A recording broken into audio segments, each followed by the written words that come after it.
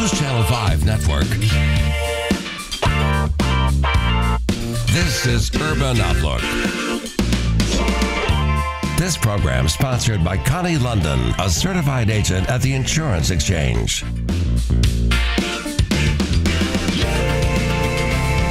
Hello and welcome to Urban Outlook. I'm April Eaton. Thank you so much for being with us today.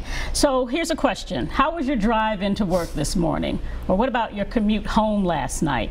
Chances are you may have experienced some bumper-to-bumper traffic. Maybe there was an accident that blocked your way. Maybe just too many single-driver cars cluttering up the carpool lane.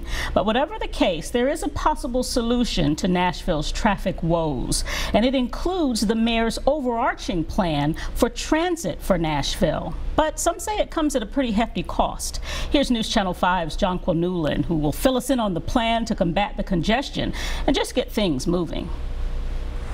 If the transit plan moves forward, as Metro government hopes it will, come 2028, the Charlotte Pike corridor behind me will be lined with a light rail system. Before that happens, however, the voters will have their say. And tonight was the first public hearing. You know, 20 years ago, I said, God, we need to do something about the bus. And among the chit-chat and discussion, some very good questions. Connection that needs to be made. And concerns about how Nashville is moving its transit system forward. The airport shuttle would be great. To go downtown to transfer to the West End or the 26 or the 56 or the Shelby or the Scott or the 26. Or the Frank Holt has called Nashville home for the last 40 years. Harrison to Jefferson. Then he's an avid bus rider. But it's not bad as being stuck down on Broadway and says there is a lot of room for improvement. You know, for the people that have wanted it, it's 10, 15, 20 years too late. But that has not stopped him from joining the public hearing to learn more about this new and bold transit plan. Oh, I support the transit plan. I just don't support the way they're paying for it. The current plan will be funded by a range of surcharges that will increase sales, hotels, vehicle, and business taxes.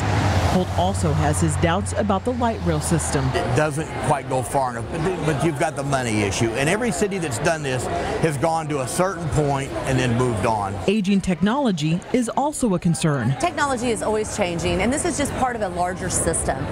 Light rail is going to be important today, and it's going to be important in the future. The bus system, the backbone of our transit system, according to Mayor Berry, will be the first to see improvements if this plan moves forward. At the end of the day, when this referendum passes, you'll also see immediate changes to our transit system. From Nashville and beyond. The hope is then that the connections between our counties will come after Nashville passes the referendum. More public hearings will be held through the end of December. For a list of those, just go to our website, newschannel5.com. In downtown Nashville, I'm Jonquil Newland, News Channel 5.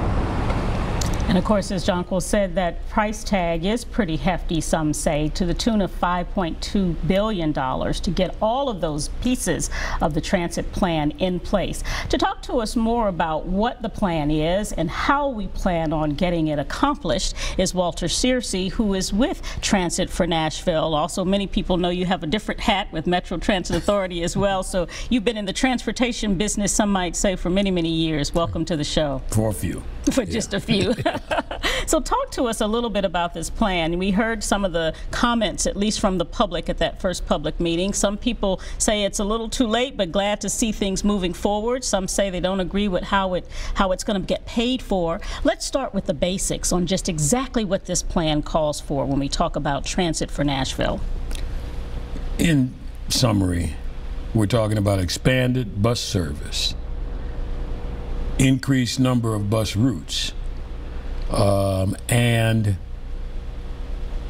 more efficient transportation along certain major corridors that can include a combination, either or light rail or rapid bus.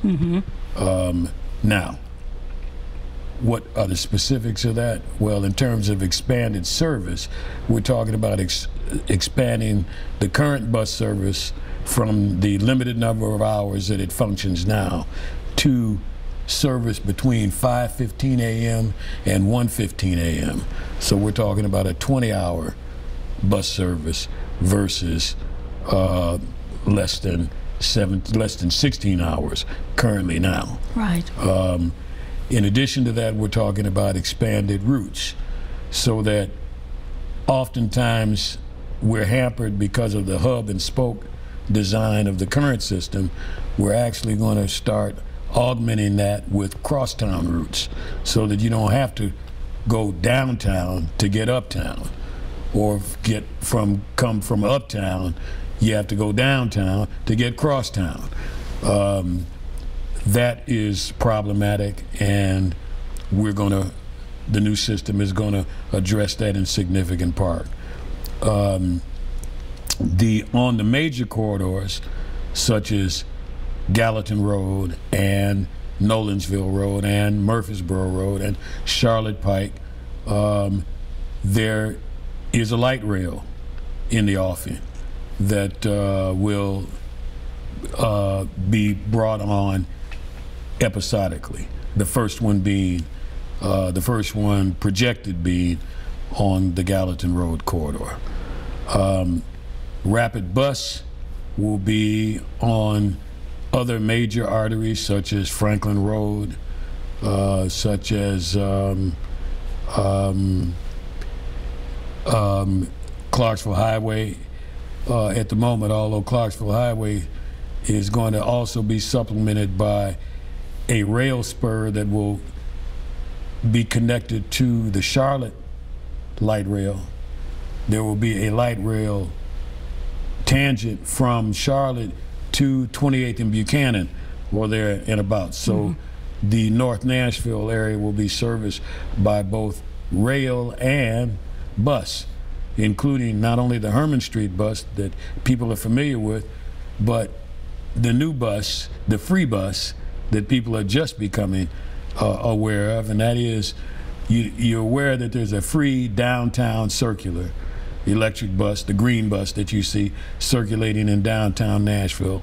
Well, we now extend that service all the way out to Tennessee State's campus, Tennessee State University's campus. Right. So that, and not only is it extended out there, but just as it is free downtown, it's free all along that service, not just for students, but anybody who wants to ride it to and from. So making it easy for people to take alternative forms of transportation versus getting in their cars. Encouraging them to do so. Yeah. So can you talk a little bit about, what we experience now? Because it seems like we've been talking about, changing our mode of transportation for quite some time. I think years ago we installed carpool lanes, right? Thinking that would pull more of us off the road and get us commuting, take the pollution and all that environmental stuff that goes along with it. But in a nutshell, just pull more people off the road so we can get around a little easier. But it's taken some time for, I think, the thinking and the attitude and the mindset to change. Especially for persons in my group.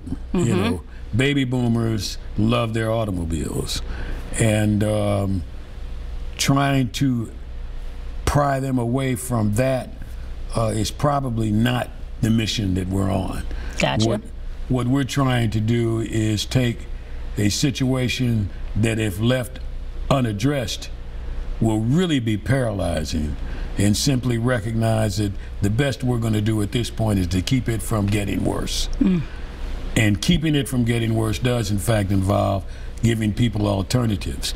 But the alternative has to be dependable, it has to be reliable, it has to be replicable, so that people then understand that they can actually know when the bus is coming, when it's going to reach its destination, and actually bank on that, versus and the incentives are clear.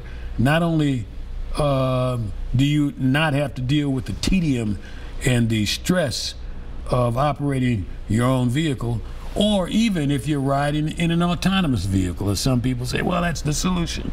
Well, it's nothing but another car on the road. Whether you're driving it or someone else is driving it, what we don't want to do is have that continue to be on the increase. So these options are available, but they have to be reliable.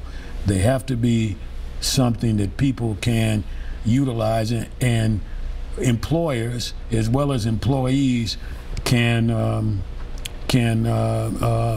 reasonably expect it to be the service that they deserve. Not only employers and employees, but people who are trying to make doctor's appointments, people who are trying to do grocery shopping. It's difficult, even the most ardent bicyclists, if they're doing heavy grocery shopping, unless you're pulling a trailer along your bike, and I've seen some of that.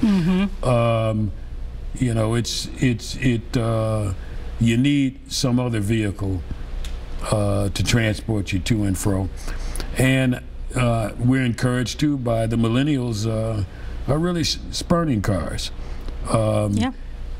You know, it's another child. The upkeep of an automobile is, you know, it's extraordinary. We love them, but we also really need options.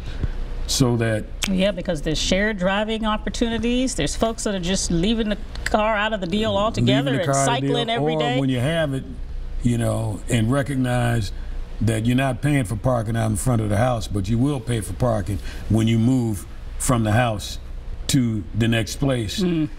Ride the bus. Right. Let's take a quick break. When we come back, I want to talk a little bit about the price tag for this plan and how the city plans to pay for it, or hopes to pay for it if everything goes well. We'll be right back after this.